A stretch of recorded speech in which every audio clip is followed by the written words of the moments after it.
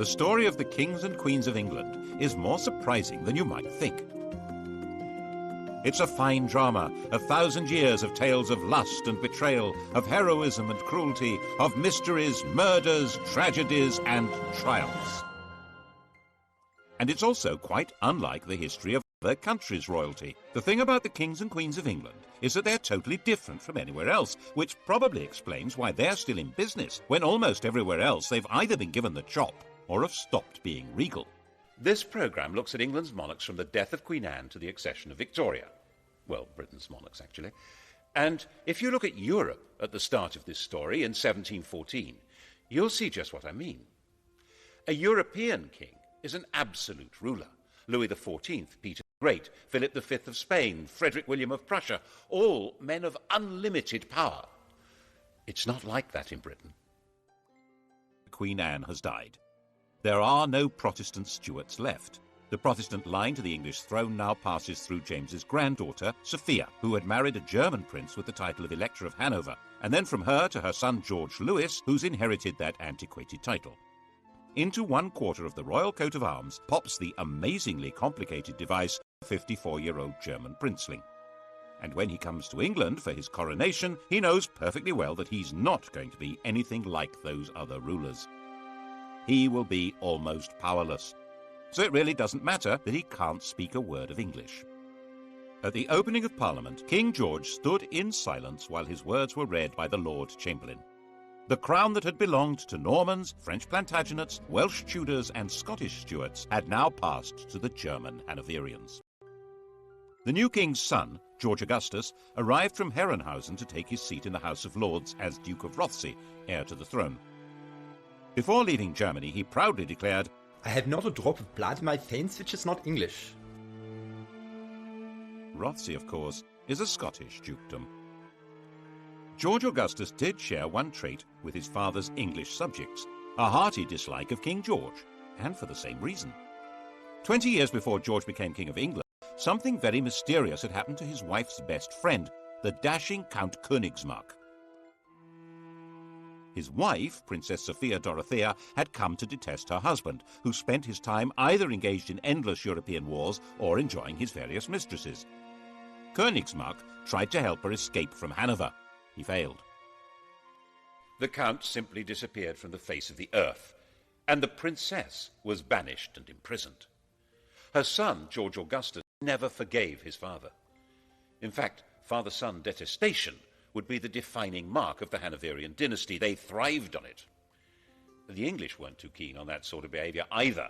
They might have been more sympathetic if they'd approved of the two mistresses that George brought with him, but they called them the Maypole and the Elephant, and decided they were simply greedy Germans with their snouts in the trough.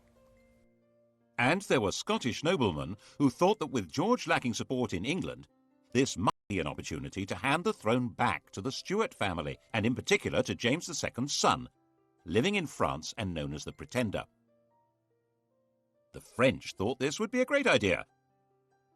Louis XIV's mistress, Madame de Maintenon, even presented him with a song to be sung on his accession. It had originally been written for Louis to celebrate his recovery from a surgical procedure on his bottom. She translated it for the man who should, she thought, be James VIII of Scotland, and, why not, James III of England. God save a gracious King, long live a noble King, God save the King. The song turned out to be a bigger hit than the man. The Jacobite Rising of 1715 was a complete flop, and after spending a couple of months wandering around the Highlands, James went home to France. George's throne was safe. He spent every winter in Hanover and left the government of England to his ministers. His own work was done by a new figure, the Prime Minister, a politician acting as a king's substitute. The first man to take on this role was Robert Walpole. Since Walpole didn't speak German, the pair of them communicated in schoolboy Latin. King George died a sudden death in 1720. Henry II died. Their wills established who would rule after them. George took his father's will and, instead of opening it, shoved it in his pocket. It was never seen again, to the great disappointment of his father's mistresses. George II's wife, Queen Caroline, had very firm ideas on what should happen next, and her husband was quite obedient. The result was that everyone who'd been hoping for their own promotion in a changed government was disappointed. Walpole remained Prime Minister. He'd promised her that she would get a personal grant of £100,000 a year, double the offer his opposition came up with, and very little actually changed at all. That included the traditional hostility between anyone called King George and his son. The son in question was now, of course, the son of George II, Prince Frederick. According to Queen Caroline, he was the greatest ass, the greatest liar, the greatest canaille, and the greatest beast in the whole world, and we heartily wish he was out of it. She would have said it in German. George agreed with the Queen and refused to allow Frederick to marry Princess Wilhelmina of Prussia on the entirely sensible grounds that I did not think that engrafting my half-witted coxcomb upon a mad woman would improve the breed. Prince Frederick's view of his father was, by contrast, quite balanced and objective. He's an obstinate, self-indulgent, miserly martinet with an insatiable sexual appetite. Obstinate? Yes. Self-indulgent? A fair point. Miserly? Well, he had slashed Frederick's allowance to make him less of a social rival. Martinet? Well, certainly a man of relentless and determined regular routine.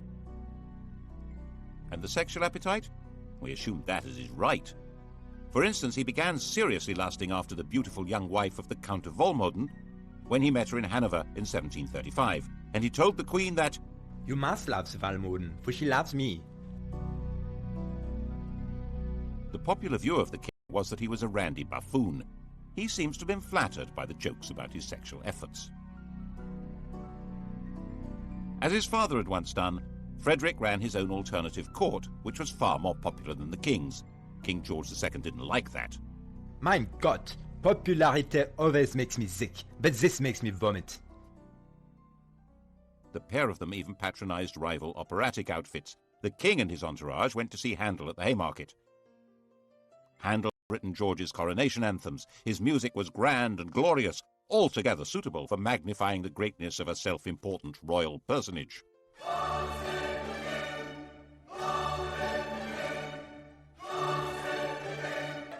The prince and his crowd stayed away. They went instead to the Theatre Royal in Lincoln's Inn Fields. That was where opera was being transformed into popular musical theatre.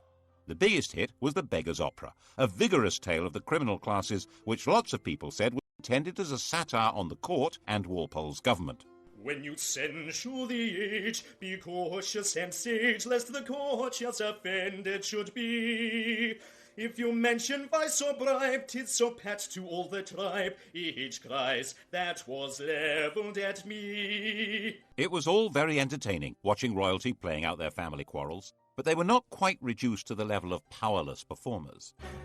King George was a fighting man, like his father, head of the army, and very much engaged in the quarrels between the rulers of continental Europe. Walpole tried hard to keep him out of wars, but in 1739 the king got his way, and England went to war with Spain. This was the start of a steadily growing involvement in the power struggle between France, Prussia, and the Habsburg Empire. Its culmination for George came in June 1743.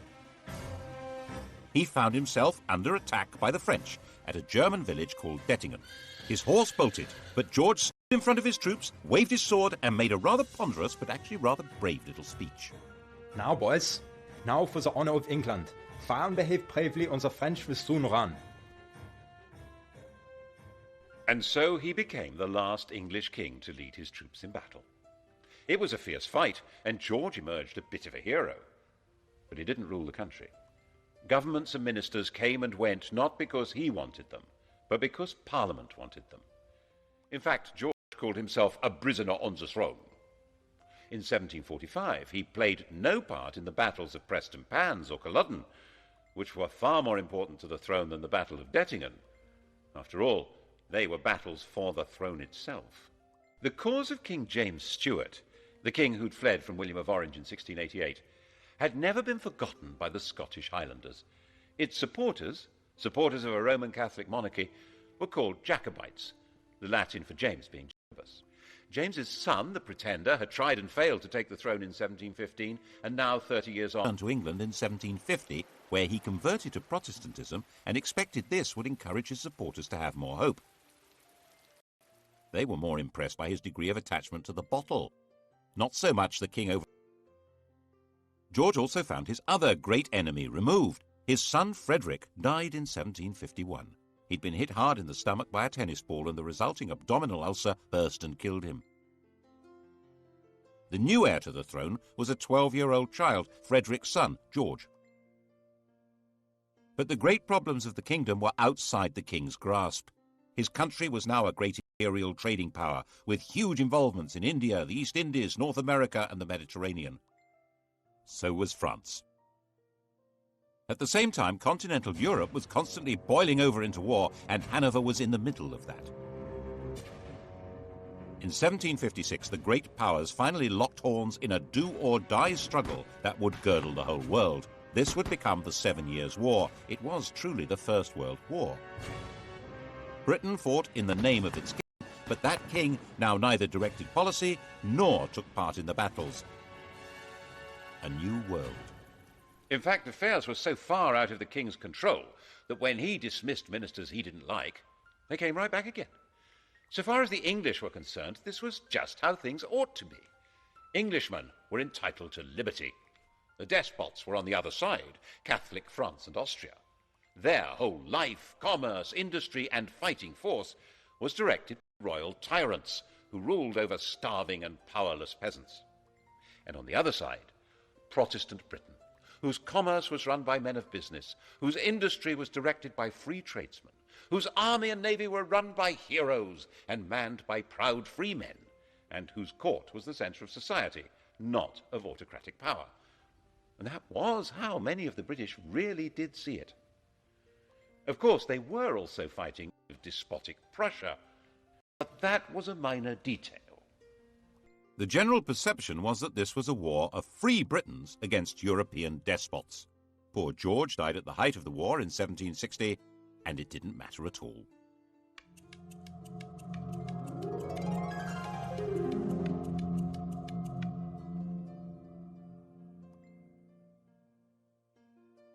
His grandson, now George III, was 22 years old.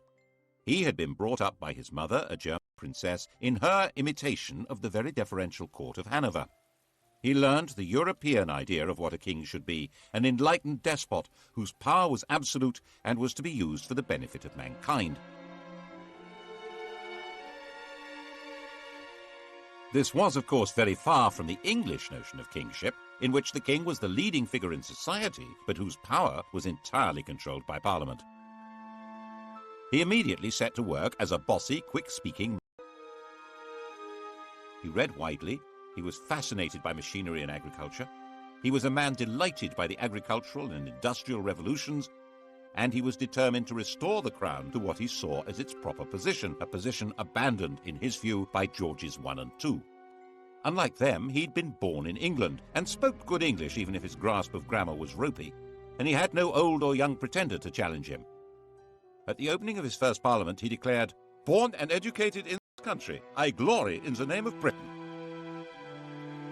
Parliament was controlled by one party, the Whigs, effectively an oligarchy of rich men who ran the country by a system of bribery, patronage, and nepotism.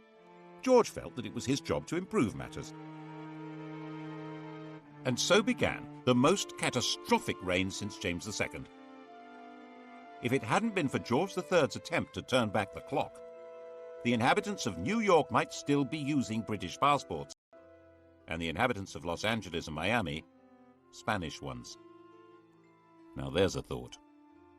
To break the power of the Whigs, he set about creating what was almost his own political party, a group of MPs known as the King's Friends. He took back the power of distributing positions and favours from the government and did it himself, so he soon built up a collection of political dependents. His first objective was to bring an end to the war. He didn't at all share the anti-French views of the Prime Minister, William Pitt. It took a lot of political manipulation, but in 1763, with Pitt removed from power, a peace treaty was signed. By this stage, the war had actually been won. Pitt's policies had resulted in Britain becoming the dominant colonial power in the world. Britain was more or less undisputed ruler of North America, India, the Caribbean, and much besides. And George took the credit, the glory, and tried to take control. At the end of the 7 Years' War in 1763, the King of England ruled over more of the world than any man since Genghis Khan, an empire about 5 times larger than Rome. Of course, he wasn't in the position of an Asiatic tyrant, or even your common or garden European despot. His control would have to be through Parliament. His power was limited to choosing ministers, and even that wouldn't work if Parliament and the country wouldn't stomach them, as George kept finding out. His solution was to do all he could to increase his own influence in Parliament, in effect get stuck right into political intrigues. Since it was illegal to report parliamentary debates, people became very suspicious of what was going on. He spent huge sums on trying to influence elections and would even personally go out canvassing. On one occasion, for instance, bustling into a draper's shop, saying, "The Queen wants a gown," announcing who to vote for, and rushing out again. When things went wrong. When Parliament rejected a bill that would have helped the Spitalfields weavers, the weavers marched off to find the king at Wimbledon. Shades of the Peasants' Revolt. George listened to their complaints and persuaded them to go back home. But when they realized he wasn't going to help, they rioted, and he personally ordered out the troops. He said he would put himself at the head of the army or do anything else to save his country.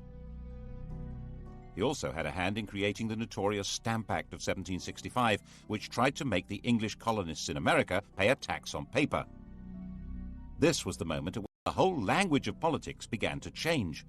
One Virginia colonist declared, "Caesar had his Brutus, Charles I his Cromwell. May George III profit from their example." The Cromwellian revolution of the previous century had certainly been driven by the connection between taxation and liberty. The issue now was that the 13 English colonies in America had their own governments, run by their own local oligarchies, and raising their own taxes. The idea that they could be taxed by the oligarchy in London, headed by the king, was totally outrageous. They would have no way to influence what was done or what they had to pay. Colonists who supported the government were threatened by their compatriots. Some were tarred and feathered. And by the time the act came into effect, there wasn't a single person who'd accepted the job of commissioner to collect the tax. It had to be repealed. There was similar alarm in England, as in his attempt to control Parliament, George arrested his leading critic there, John Wilkes. Mobs rioted in the name of Wilkes and liberty and threatened the king. Wilkes was released, and it was established that there was a legal right to report and criticize what happened in Parliament. But by 1770, he had created the political system he wanted. The political parties had collapsed, and he had a docile chief minister, Lord North, with a parliamentary majority through whom he could run things the way he thought they should be. George liked running things. Popularly known as Farmer George, he took a very close interest in modern farming methods, developing animal breeds and new crops. These were the same modern farming methods which, by enclosing common lands and creating large self-contained farms, were breaking up village communities all over England and creating a new class of half-starved, landless wage labourers. Bad harvests didn't help, nor did a collapse in trade. The colonists in America were showing their anger by refusing to import anything from Britain. Lord North decided the best thing to do was repeal all the taxes on them except for a symbolic tax on tea. 3 years later, he arranged another act of Parliament to try to help the East India Company sell more tea in America, and radicals in Boston retaliated with a symbolic tea party, at which men dressed as Native Americans. The reaction in England, stirred by the popular press, was that the colonists must be punished. George certainly shared that view. Blows must decide whether they are to be subject to this country or independent. Misunderstanding the strength of feeling and of organization against them, the government tried to use too little force and triggered a full-scale rebellion. The rebel colonists proclaimed their independence in 1776, and with the backing of a large part of popular opinion in England, George was determined to fight them and crush them. The result, as many less warlike Englishmen had been warning, was disaster for England. Even Lord North wanted out, but George was in charge. The American Revolutionary War became a campaign not against unjust government or English rule, but against the very principle of monarchic government. George's determination to be active in government and place himself at the heart of politics created a new republican movement, a language in which to attack the rule of kings. The Peace of Versailles in 1783 forced Britain to recognize the United States of America. 6 years later, our host at Versailles, Louis XVI of France, was himself called on by a revolutionary crowd who carried him off and set up their own republic. The process of destroying monarchy was underway. Did George understand what he'd done? He certainly fretted about the American disaster, and perhaps it was his own sense of failure that made him display signs of mental disturbance in 1788, talking incessantly and behaving oddly. His doctor thought making him bleed would help. When that failed, the Prince of Wales took over the treatment. The Prince of Wales was 26 years old, a dashing, if rather fat, man about town, and in the grand tradition of their Hanoverian ancestors, King George and his son hated each other. The prince lived in the house bought for his mother, the Duke of Buckingham's magnificent home near St. James's Park. It was still called Buckingham House. He liked it so much he eventually built a rather dull palace for it. When he came of age, he'd set up his home in Clarence House, taken his seat in the House of Lords, and set about being a thorn in Daddy's flesh, partly by opposing his father's ministers and partly by his wildly extravagant social life, in the course of which he secretly married a glamorous widow, Mrs. Fitzherbert, after a passionate wooing process that included theatrically stabbing himself to safely produce as much blood as possible. The marriage was illegal. He wasn't allowed to wed without the king's consent. It was also significant that the lady was a Roman Catholic. In 1780, anti-Catholic rioters stirred up by Lord George Gordon had taken over London for a week. Eventually dispersed by troops on the king's orders, the Gordon Lord George. Prinny, as his friends called him, spent his time in gambling clubs, in the company of dandies like Beau Brummel, and put much energy into building the bizarre and spectacular pavilion in Brighton. That's where he was when he heard that the king was mentally ill, and he hurried off to Windsor to take over. 28 years old, he was going to be regent.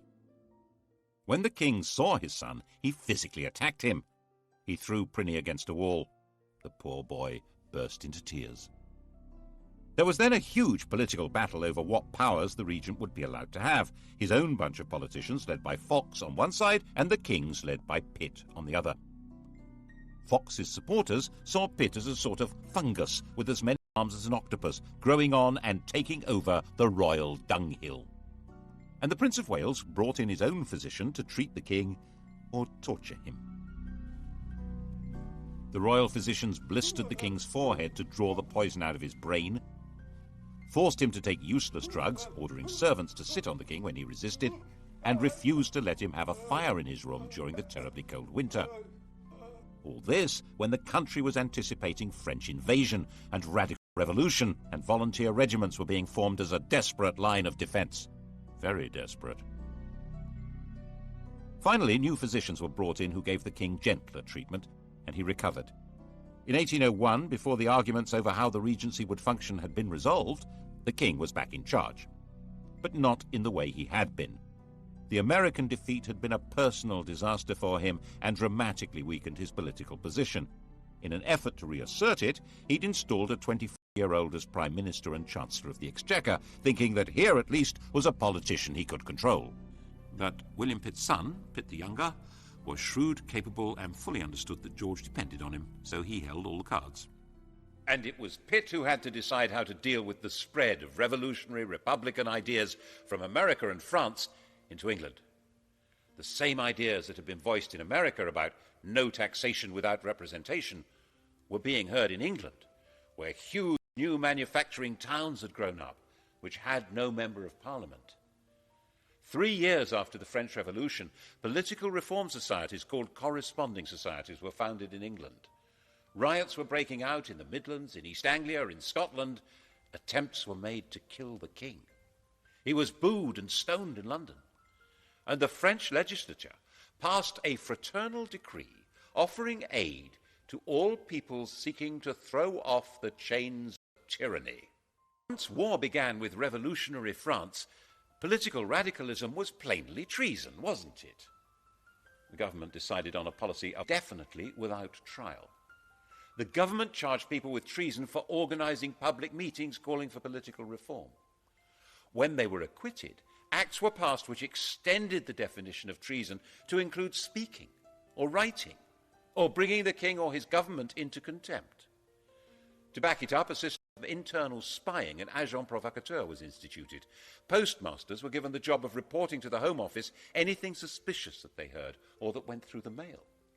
Public meetings needed special licenses. When William Blake, the artist, found a soldier in his garden, he drove him out, shouting, "Damn the king, and damn all his soldiers, they're all his slaves." Bad idea. He was put on trial for sedition. The king himself was actually quite popular. He was generally seen as a kind-hearted, slightly bufferish sort of a person, but he was still ultimately in charge of what was going on. And when even Pitt insisted that Catholics would have to be allowed the same rights as Protestants and permitted to stand for Parliament, George forced him to resign. The issue had come to the fore because of Ireland. If England had some potential revolutionaries, how many more had Ireland, a land where an oppressed Catholic majority were ruled by imported Protestant colonists and an ideal staging post for a French invasion? In 1801, Ireland was incorporated into Great Britain, creating the United Kingdom. It was an attempt to make Ireland more secure. The fact that at the same time the king formally abdicated his meaningless title of King of France shows exactly where the threat was coming from. But if Ireland was to be truly united with England, there would have to be Catholic emancipation. And King George wouldn't have it. Whatever might have happened could not have been worse than what did. Ireland still bleeds now. The shadow of George III lies over the history of the world more darkly than most people realize.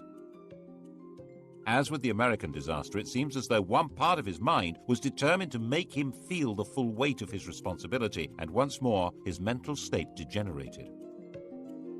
He made a slow recovery, enough to sack his ministers in 1805 when they tried to lift the restrictions on Catholics becoming military officers.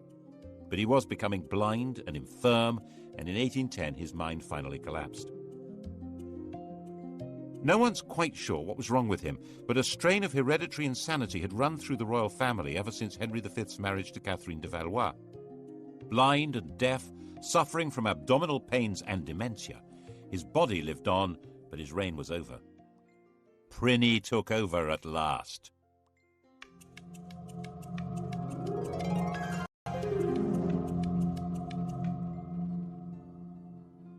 The European monarchy had been transformed.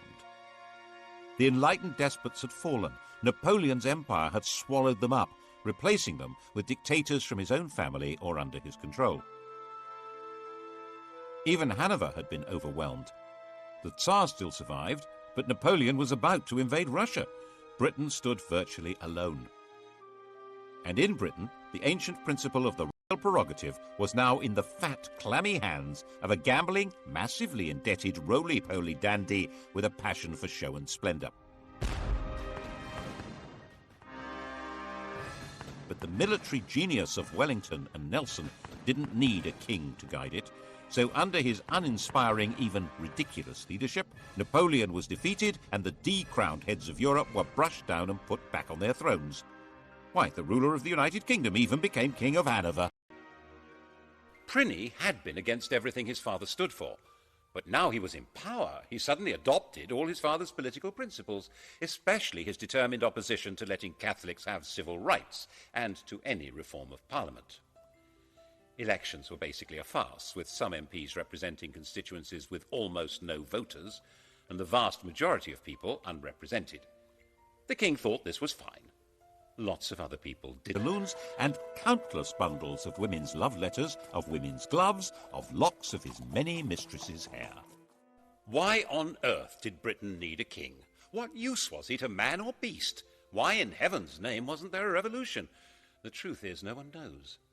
Some historians think it was a result of Methodism becoming popular, diverting poorer people's energy from politics into religion.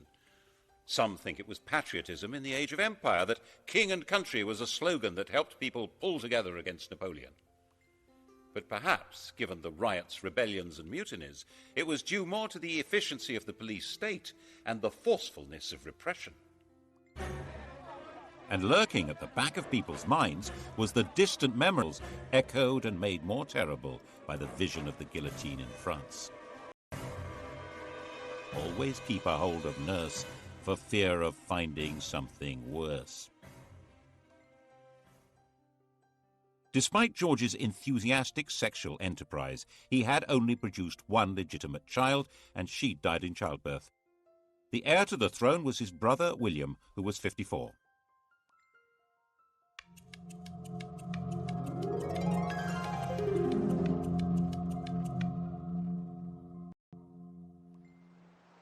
He had been sent into the Navy as a young man, where he developed into a severe disciplinarian and a stickler for etiquette.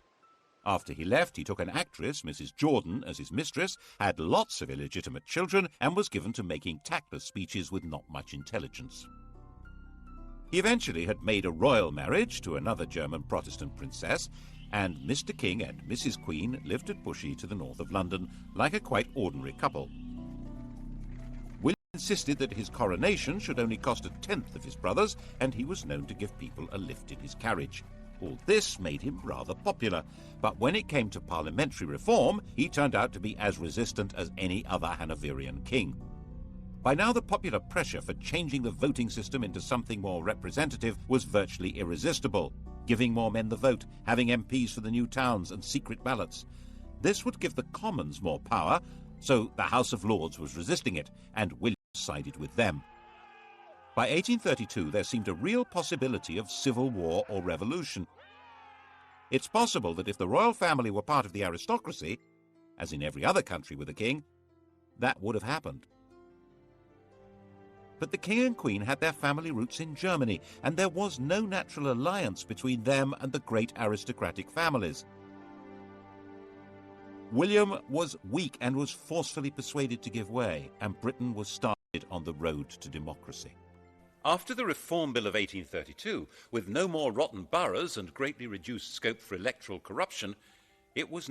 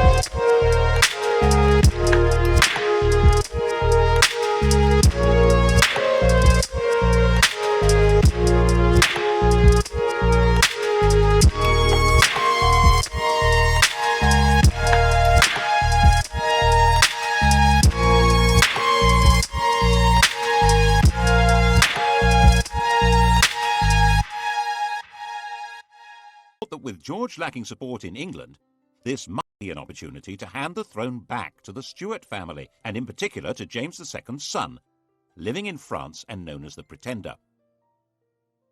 The French thought this would be a great idea. Louis XIV's mistress, Madame de Maintenon, even presented him with a song to be sung on his accession. It had originally been written for Louis to celebrate his recovery from a surgical procedure on his bottom.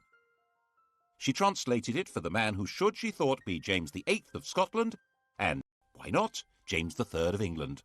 God save a gracious King, long live a noble King, God save the King. The song turned out to be a bigger hit than the man. The Jacobite Rising of 1715 was a complete flop, and after spending a couple of months wandering around the Highlands, James went home to France. George's throne was safe. He spent every winter in Hanover and left the government of England to his ministers. His own work was done by a new figure, the Prime Minister, a politician acting as a king's substitute. The first man to take on this role was Robert Walpole. Since Walpole didn't speak German, the pair of them communicated in schoolboy Latin. King George died a sudden death in 1720.